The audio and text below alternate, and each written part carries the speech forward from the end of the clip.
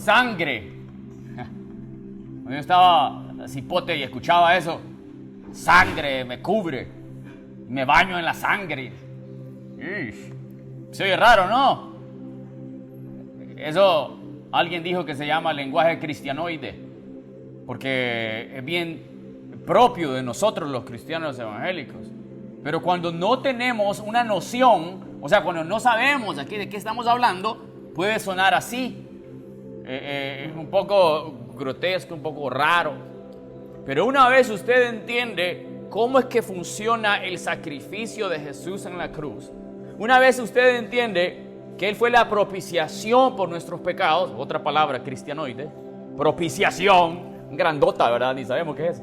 Propiciación es el sacrificio que se dio por nuestra culpa. En vez de que yo pagara, alguien lo pagó. Cuando entendemos eso, la terminología de la sangre nos cubre tiene sentido. Mientras no entendamos el sacrificio de Jesús en la cruz, ¿qué significa eso?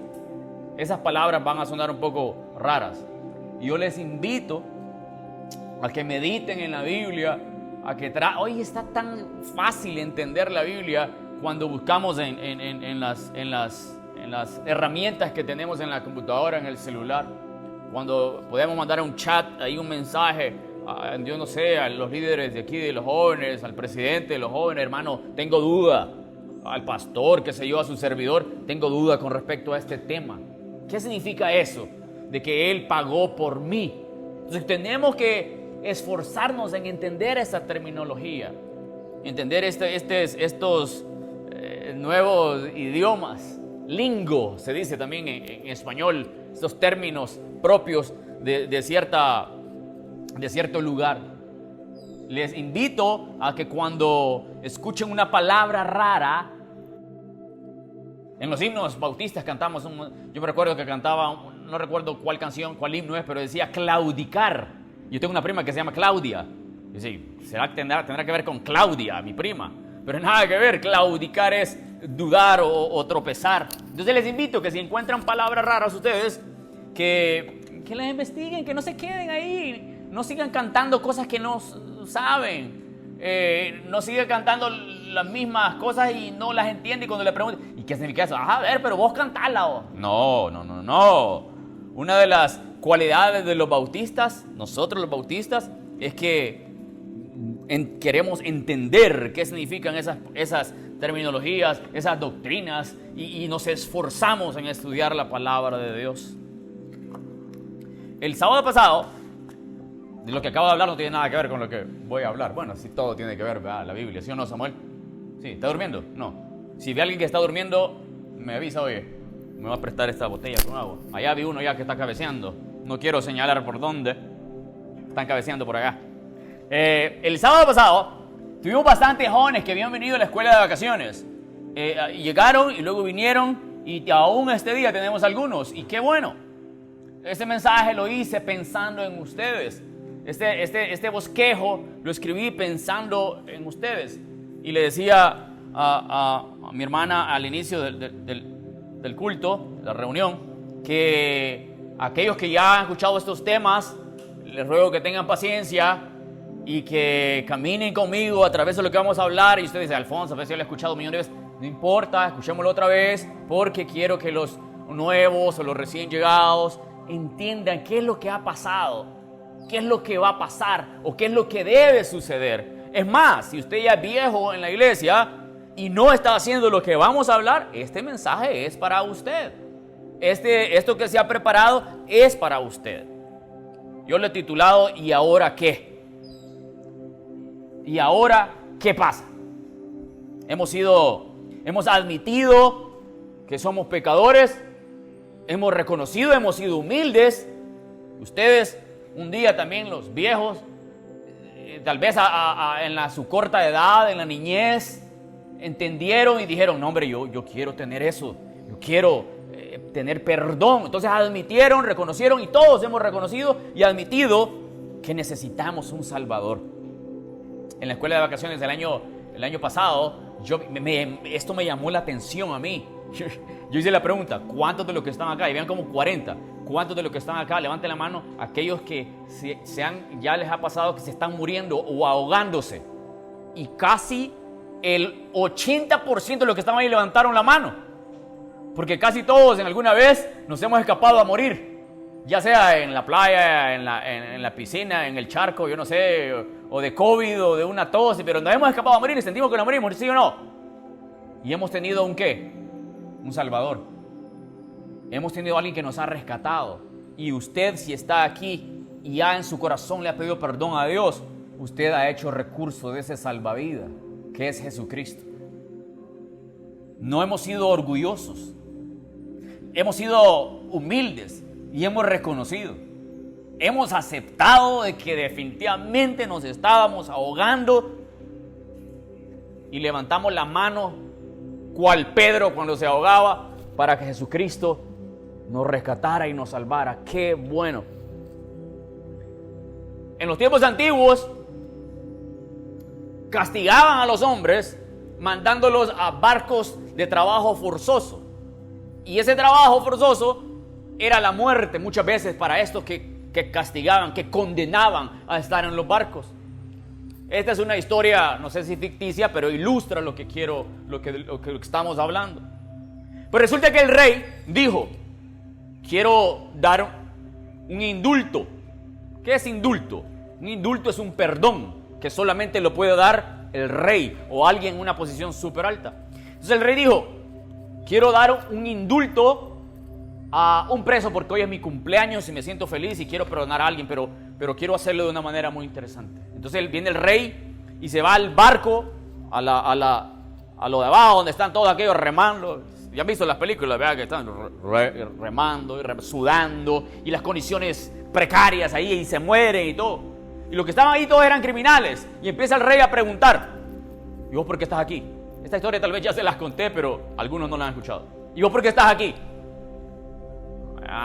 Mi rey, pues sí, vea, a mí me metieron en este volado, yo no sé por qué. Realmente yo pasando iba y me llevaron y a saber, rey, yo soy humilde, no, rey. Ajá. ¿Y vos por qué estás aquí? No, pues rey, pues sí, él me provocó y yo no sé si fui yo quien lo mató, pero yo no sé, yo no me di cuenta y aquí estoy, rey. El rey pregunta al tercero, le dice: ¿vos por qué estás aquí? Rey, estoy aquí porque cometí una falta grave. No tenía que haberlo hecho y lo hice y me arrepiento de eso. Pero estoy aquí pagando la culpa de mi error y lo voy a hacer hasta que se cumpla. Y viene el rey y le dice: ¿y este santo qué está haciendo aquí en medio de todos estos? No, este pobre sí ha admitido su error. Inmediatamente lo sacó del barco. ¿Qué tuvo que hacer ese criminal? ¿Qué tuvo que hacer? Aceptar, decir sí. Y esa es una de las cosas que le cuesta al mundo allá afuera, decir: no, hombre, es mi culpa. Y ustedes, hoy, la mayoría, asumo yo, un día dijeron: hey, es cierto, yo no puedo hacerlo por mi propia cuenta. Una de las discusiones que se tiene con la religión tradicional, cuando hablo de la religión tradicional, hablo de los católicos, es esta, que ellos piensan que se puede ser salvo, ¿por qué? Por las buenas obras. Piensan que hacer buenas obras nos llevan al cielo. Pero la cuestión es, la Biblia, número uno, la Biblia no dice eso. Y número dos, y aquel que no pueda, y aquel que está en una silla de ruedas y no puede hacer ninguna buena obra, o aquel que no tiene dinero y no puede ayudarle al pobre, ¿se va a salvar ese? No se va a salvar, ¿no? No tiene nada que ver, no tiene nada que hacer de buenas obras. Pero nosotros los cristianos hemos reconocido y hemos recibido el indulto del rey. Y hemos dicho: no, lo único que se debe hacer es recibir el perdón, pedir perdón, y ustedes lo han hecho. ¿Y ahora qué? Hemos recibido la salvación. ¿Y el perdón de qué hemos recibido? El perdón de nuestros pecados. ¿Qué es pecado? Otra palabra propia de nosotros, pecado. Pecado viene del griego, se dice hamartia, así se llama, hamartia. Y amartia es simple y sencillamente cuando usted le quiere pegar a algo y no le pega. ¿Ha visto usted aquella cosita de dardos que quiere pegarle en el centro? Cuando no le pega en el centro, eso se llama errar al blanco. Eso es pecado. Que hemos errado, hemos fallado grandemente. Y eso es pecado. Hemos sido perdonados. Hemos sido rescatados. ¿Y ahora qué? Busquen en sus Biblias, en primera Juan, no el Evangelio de Juan, sino la carta de Juan. La primera epístola significa carta. San Juan. El capítulo 1 y parte del 2 vamos a leer. Primera epístola, primera carta, San Juan, ya en las últimas páginas, ¿encontró? Primera Juan 1, del 5, y vamos a leer también un poco del capítulo 2. ¿Lo tenemos? Muy bien. Este es el mensaje que hemos oído de Él y os anunciamos. ¿Qué es lo que anunciamos? Que Dios es luz y no hay ninguna tiniebla en Él. Si decimos que tenemos comunión con Él, y esta palabra es clave, y andamos en tinieblas, ¿qué pasa? Mentimos y no practicamos la verdad. Pero si andamos en luz, como Él está en luz, tenemos ¿qué? Comunión unos con otros, ¿y qué? La sangre de Jesucristo, su Hijo, nos limpia ¿de qué? De todo pecado. Versículo 8. Si decimos que no tenemos pecado, si decimos, no, yo no soy pecador, nos engañamos a nosotros mismos y la verdad no está en nosotros. Mire qué lindo esto. Pero si confesamos nuestros pecados, Él es fiel y justo para perdonar nuestros pecados y limpiarnos de toda maldad. Si decimos que no hemos pecado, le hacemos a Él mentiroso y su palabra no está en nosotros. Ahora Juan continúa y con unas palabras bien tiernas nos dice: hijitos míos, estas cosas os escribo para que no pequéis. Y si alguno hubiere pecado, abogado tenemos, aquel que intercede por nosotros para con el Padre. ¿A quién? A Jesucristo, nadie más, no el pastor, no el cura, no María, no Juan, no Pedro. Versículo 2. Y Él es la propiciación por nuestros pecados. La palabra que mencionábamos temprano. Y no solamente por los nuestros, sino también por los de todo el mundo. Y en esto sabemos que le conocemos, si guardamos sus mandamientos. Y el que dice, esto es lo que el versículo que quiero meditar. Y el que dice, yo le conozco y no guarda sus mandamientos, ¿qué pasa con ese? El tal es mentiroso y la verdad no está en él. Pero el que guarda su palabra, en este verdaderamente el amor de Dios se ha perfeccionado. Por esto sabemos que estamos en Él. El que dice que permanece en Él debe andar como Él anduvo. ¿Y ahora qué? Número 1. Primero tenemos que caminar con Él, andar como Él anduvo. ¿Sabe? Ser cristiano es ser un imitador de Jesús. Posiblemente ya he contado esa historia, pero estuve en un país que se llama Libia, en el norte de África. Antes de ir a este país musulmán, 100% musulmán, prohibidísimo ser cristiano, prohibidísimo decir soy cristiano. 3 meses antes nos entrenaron y nos dijeron qué debíamos decir y qué no debíamos decir. Una de las cosas que nos dijeron, si nos preguntaban, ¿y vos sos cristiano? La respuesta que debíamos dar era la siguiente. Teníamos que responder: soy seguidor de Jesús, sigo al maestro. Porque si decíamos que éramos cristianos, rapidito nos metían en una caja donde están todos los cristianos del mundo. Porque para los musulmanes, más que todo para este país que era bien encerrado cuando gobernaba un señor dictador que se llamaba Omar Gaddafi, que no permitía que entraran muchas noticias, y lo poco que entraba era que los cristianos son los que trabajan en Hollywood. Y ellos pensaban que todos los cristianos son como lo de las películas, que dicen malas palabras, que emborrachan, que se andan echando con unos con los otros. Así piensan que son los cristianos. ¿Dónde fue eso? Dios mío, me oyó Omar Gaddafi. Desconecte eso, por favor, hermano. Omar Gaddafi ha venido. Entonces, se nos entrenaba para decir que éramos, ¿qué? Seguidores de Jesús. Porque esa respuesta es mucho mejor que decir ser cristiano. Hay en esos países. Entonces, lo primero que debemos hacer, una vez hemos encontrado la salvación y el perdón, es esto que dice el versículo 6 de 1 Juan, capítulo 2, versículo 6. El que dice que permanece en él, ¿qué debe hacer? Debe andar como él anduvo. Alfonso, pero cosa difícil estás diciendo. Cosa difícil caminar como Jesús. Sí, es difícil. Yo soy el primero en decirlo. Pero ¿se puede caminar como Jesús? Sí se puede. Por supuesto que se puede. ¿Nos vamos a caer? Claro, nos vamos a caer. ¿Nos vamos a quedar ahí? No. Nos vamos a levantar, nos vamos a sacudir el polvo y hacer lo que dice Juan en el capítulo 2, versículo 1. Hijitos míos, con qué lenguaje tierno habla. Yo me imagino a Juan de 70 años siendo bien cariñoso y diciendo: mis niños preciosos. Estas cosas yo les digo. Si ustedes, aquí en el versículo 2, versículo 1, perdón, capítulo 2, versículo 1 dice: si alguno hubiere pecado, ¿qué dice? Abogado tenemos para con el Padre, a Jesucristo el justo. Palabras más lindas que encontramos. No hay otro mediador, nadie más puede interceder por nosotros. Tenemos que caminar como caminó Jesús.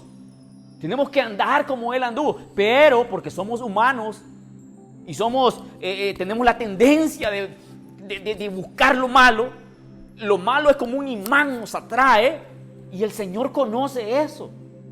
Estuvimos en misiones en un lugar que se llama Corral de Mulas. El hermano tiene parientes ahí, ¿verdad? Nativos ahí. Todavía andan con plumas y cosas. No son broma. Estuvimos en Corral de Mulas hace muchos años.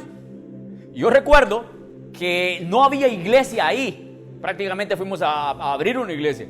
La iglesia que estaba ahí era apóstoles de la fe, no sé cosas. El punto está que una de las estrategias que teníamos en esa semana de misiones era jugar fútbol. Y usted sabe que el fútbol atrae. Y cuando estábamos jugando fútbol, como montón de cipotes, en las bocinas que tenían, en unos grandes palos de coco, los señores de esa iglesia decían: aquellos que jueguen fútbol están pecando, el diablo se aposiciona de ellos. Y así decía: aquellos que juegan fútbol. Entonces le preguntamos a un señor ahí: ¿y por qué dicen eso? No, porque dicen que jugar fútbol es pecado. Y si usted peca, dijo él, si usted peca, esa iglesia ya no lo aceptan. Ya no regresan más a la iglesia y ese lo tiran directo al diablo, a Satanás. ¿Dice eso la Biblia? ¿Dice eso la palabra de Dios, que si yo peco ya estoy condenado para el infierno? De ninguna manera. Estos versículos para los viejos quiero que se los memoricen también. Muchas veces uno de los errores de los cristianos viejos, que cuando pecan, cuando cometen una falta grave, y usted le dice: bueno, ¿y por qué ya no estás viniendo a la iglesia? Ay, fíjate que me eché un trago y caí. Pues sí, porque no se levanta, pues. ¿Por qué no pide perdón? ¿Por qué no empieza a... ¿Qué le pasa? Que le gusta la lija, ¿verdad? Le gusta el lijazo en la garganta. Ese es el problema. Pero perdón hay. ¿Hay o no hay perdón? Por supuesto que hay perdón. Lo que pasa es que muchas veces no queremos dejar de hacer el pecado porque nos gusta revolcarnos en el lodo. El hijo pródigo. Qué lindos los ejemplos que nos dio el Señor Jesús. No, las parábolas. El hijo pródigo se quedó ahí con los chanchos. No, hombre, el hijo pródigo, mire, recapacitó y rapidito dijo. ¿Qué dijo el hijo pródigo? Vamos a ver los viejos que me recuerdan. Allá atrás. Ajá, correcto. ¿Cuántos jornaleros hay en la casa de mi padre? Y yo aquí, dijo, sufriendo con gran tufo a excremento de chancho. Y reconoció y supo que estaba en el lodo cenagoso, en lo apestoso de la vida. Se levanta, se sacude. ¿Y qué imagen más preciosa? Y corre. ¿A quién corre? A su padre. Y lo primero que le dice: Padre, he pecado. ¿Contra quién? Contra el cielo y contra ti. Ya no soy digno de ser llamado. ¡Qué humildad! Entonces, caminemos como Jesús. Caminemos con Jesús. Me gustaría decirle a usted que no va a haber fallas en la vida. Porque hay fallas. Pero aquí está la solución.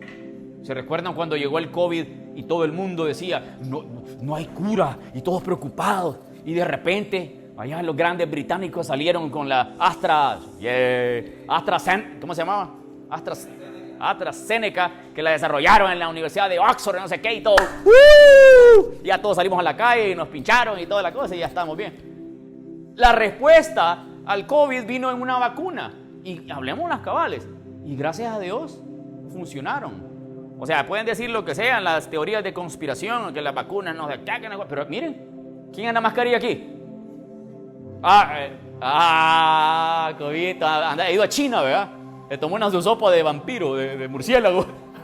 Entonces, tenemos el pecado, que estamos proclives a ellos, pero tenemos la solución al pecado. ¿Y la solución quién es?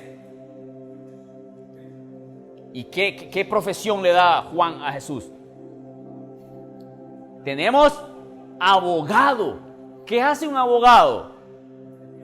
Nos defiende.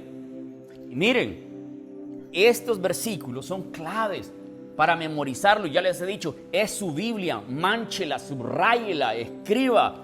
Cuando alguien le quiera decir, es que vos no te has confesado con el cura. El cura.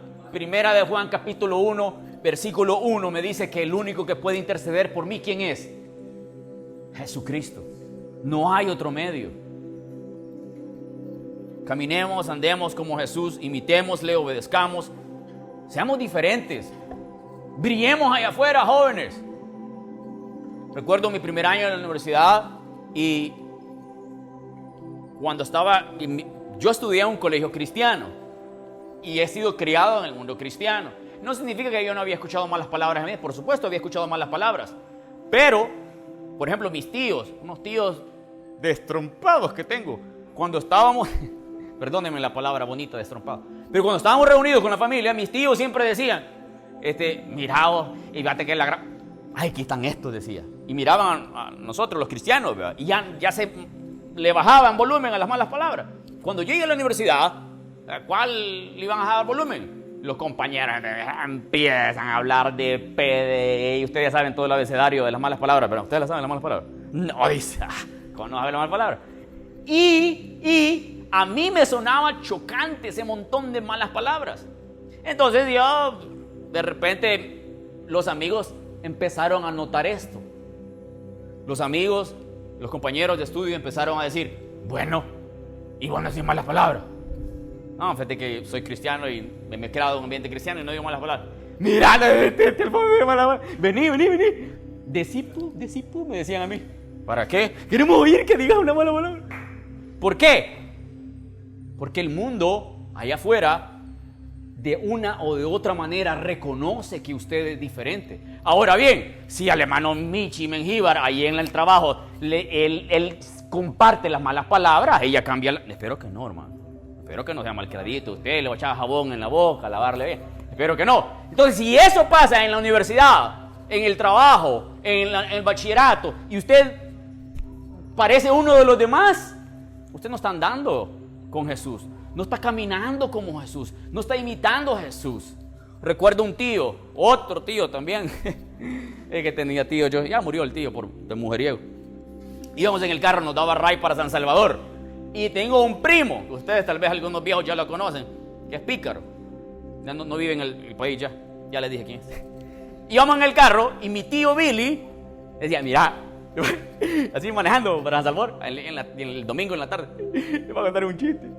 Había una vieja y de repente miraba así por atrás. No, aquí va Alfonso. Así. Pero a vos te lo voy a contar y mi primo venía a la iglesia. Pero a vos te lo voy a contar porque vos siempre te reís de mis chistes, le decía el primo. ¿Qué significa eso? No estoy diciendo que yo era el gran santo o que soy el gran santo, pero dos cosas estaban pasando en ese momento en ese carro. Uno, mi tío reconocía de que yo no era chabacán, o al menos enfrente de él, ¿no? Él reconocía de que no era vulgar. Número dos, mi tío reconocía que mi primo, aunque venía a la iglesia, le daba igual y le contaba chistes rojos, verdes y todos los colores y mi primo se reía. Brillemos, seamos diferentes donde estemos. Si antes peleábamos con mamá, si antes peleábamos con el hermano, hoy que estamos caminando con Jesús, calmémonos.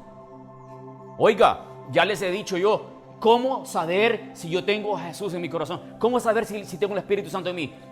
Una de las maneras es, si yo peco, si yo cometo un error y me da igual, no ha pasado nada. No ha habido un cambio en usted. Si Livni sigue de malcriada con su mamá, con su papá, con su abuela y le da igual, entonces Livni nunca ha tenido un encuentro personal con el Señor. Pero si Livni le contesta mal a su tío Alfonso, y ella se siente mal en la noche y pasa llorando, no lo creo, pero si se siente mal es ¿por qué? Porque algo está diciéndole, hey, no hombre, no tuve que haber hecho eso. El Espíritu Santo nos, otra palabra cristiana, nos redarguye de pecado. ¿Qué significa redarguir? ¿No? Nos regaña, nos corrige, nos ayuda. Entonces, andemos como Él anduvo. Seamos diferentes. Demos un buen testimonio, mis hermanos viejos, mis hermanos recién convertidos. Número 2. ¿Y ahora qué hago?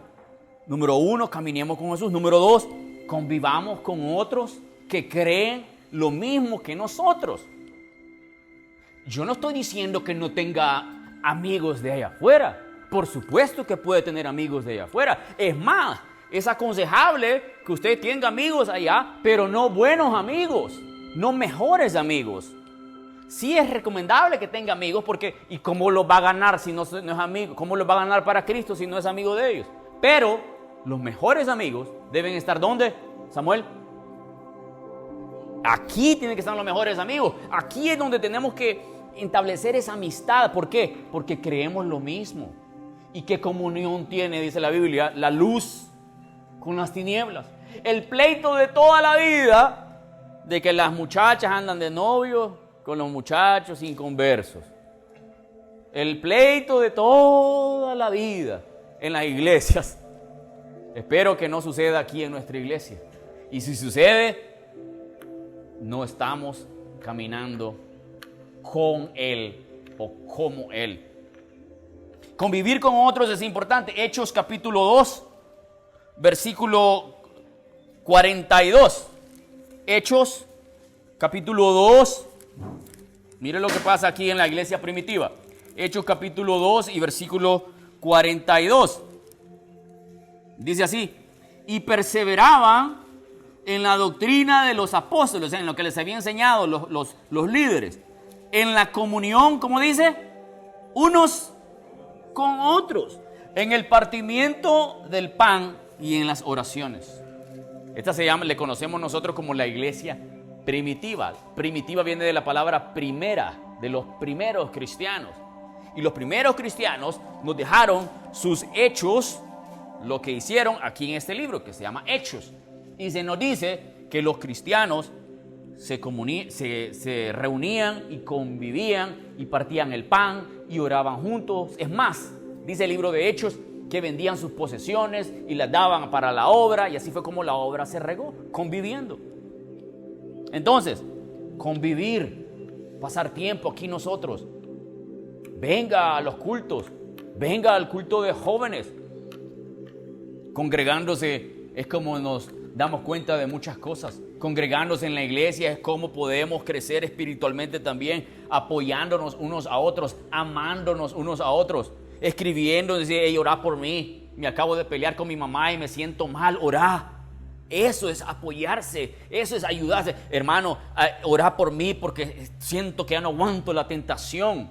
Hermano, orá por mí porque mi mamá está enferma, mi papá no deja el alcohol, mi hermano se ha tirado a las drogas. Un ejemplo, a que tenemos que apoyarnos todos y convivir y ayudarnos en la oración. Pero también la tercera cosa que debemos hacer ahora que ya conocemos de Dios es crecer espiritualmente. Una de las claves en el crecimiento es el discipulado. ¿Qué es discipulado? Héctor, ¿qué es discipulado?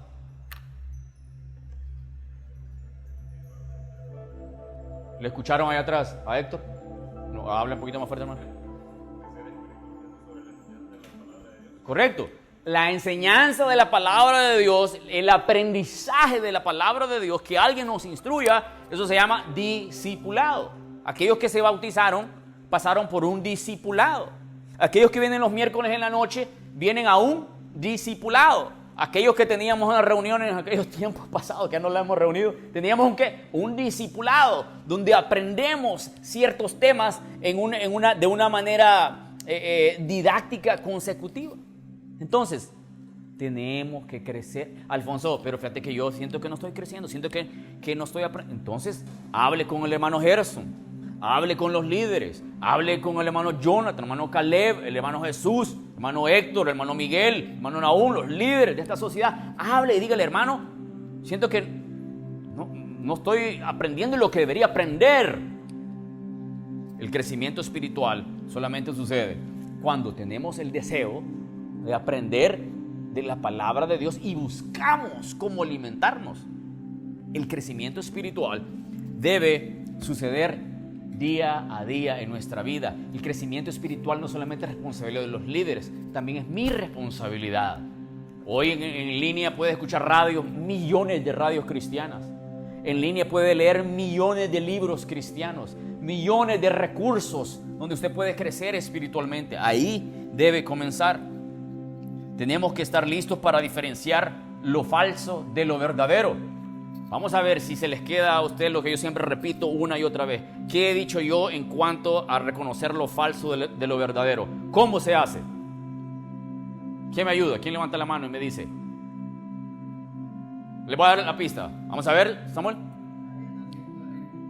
Más o menos. Le voy a dar una pista. Yo siempre doy este ejemplo. Exacto. Exacto. Le he dado esta pista. Quiero decir, esta ilustración. Los encargados de detectar las cosas falsas en Estados Unidos es así, no sé por qué, pero así es el servicio secreto de Estados Unidos. Counterfeit Department le llaman, el departamento de las cosas falsas o de lo chabeleado. ¿Cómo se entrenan ellos para conocer lo falso? ¿Quién me ayuda? Ajá, pasan. ¿Y mi cartera qué la hice? Me la robaron. Julito, mi cartera, no. Pasan. ¿Por qué lo veo, Julito? Héctor. Pasan años estudiando un billete, ¿qué? ¿Falso o verdadero? Verdadero. ¿Por qué? Porque cuando le llegue el billete falso a las manos, rapidito van a ¿qué? A detectar que es falso. Entonces nosotros pasamos años y años estudiando la Biblia para que cuando venga un individuo a querernos meter una doctrina ahí toda rara, usted sea rápido y diga, momento, no, ¿de qué me estás hablando vos? ¿Dónde está eso en la Biblia? Ah, y ahí es como usted ha crecido espiritualmente y conoce y sabe diferenciar. Alguien me dijo, un hermano que tiene como 30 años de ser evangélico, y me dijo, fíjate que llegaron los testigos de Jehová a la casa. Ay, contame, le digo, ¿qué pasó? No, pues sí, porque dicen unas cosas bien interesantes y te ponen en duda. Y yo, uy, 30 años estar en el evangelio y lo pone en duda. ¿De dónde? ¿Qué pasa? Que este brother nunca creció espiritualmente. Se quedó enano espiritualmente. Solo tomaba la lechita como los bebés y nunca comió lo sólido, lo fuerte de la palabra de Dios. Hermanos, si alguno de ustedes un día me sale con esas palabras, ahí mismo con estas me lo suena una oreja. No, son bromas. Crecer espiritualmente es diferenciar lo falso de lo verdadero. Primera de Pedro 3:15, unas páginas atrás de San Juan. Primera Pedro 3:15, la parte B. Si no santificad a Dios el Señor en vuestros corazones. Mire esto. Y estad, hermano, léamelo por favor. Y estad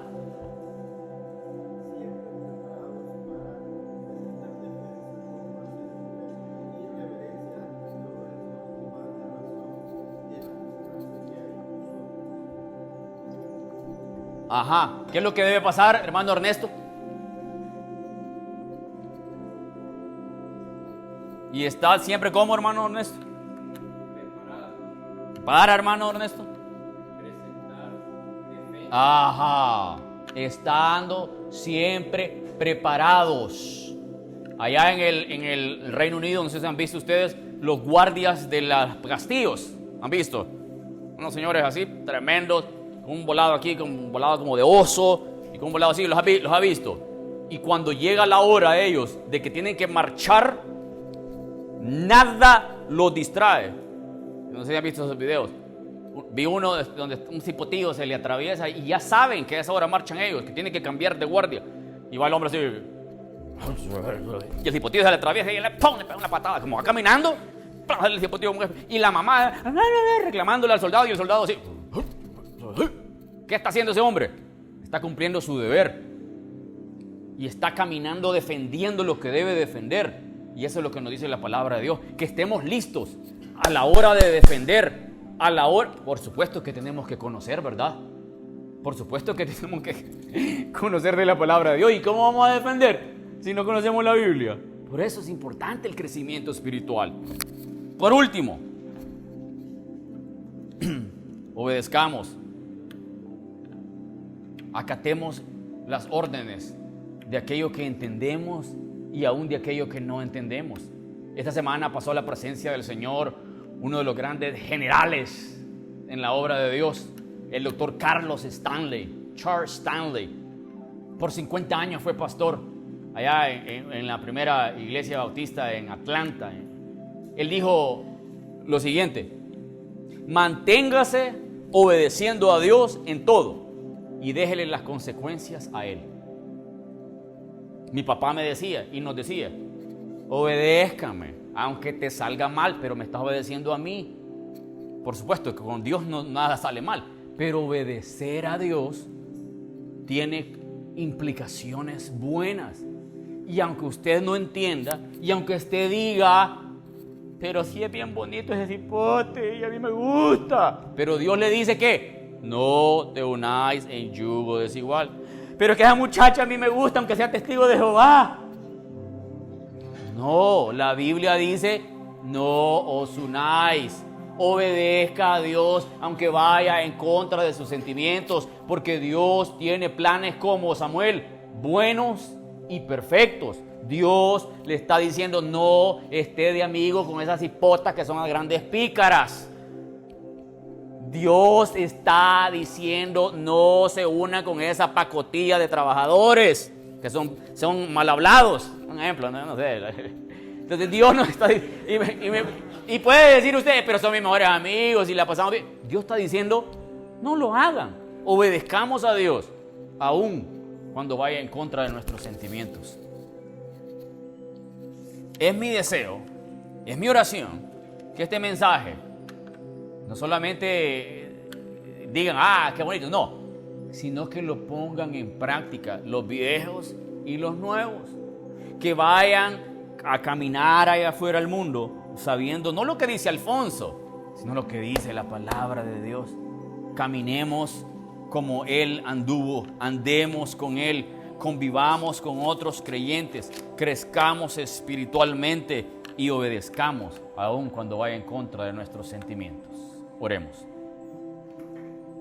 Señor, perdóname a mí, porque muchas veces después de conocerte se me olvida y duermo en mis laureles y me quedo de haragán. Ayúdame, Señor, a amarte con todo mi corazón. Ayúdanos a amarte, Dios, a caminar contigo, a reunirnos en la iglesia, a trabajar juntos en la obra. Ayúdame, Dios, ayúdanos a ser rápidos en decir sí a algún privilegio que nos quieran dar. Que seamos rápidos, Señor, en poder servir. Que digamos, sí, aquí estoy porque te amo a ti.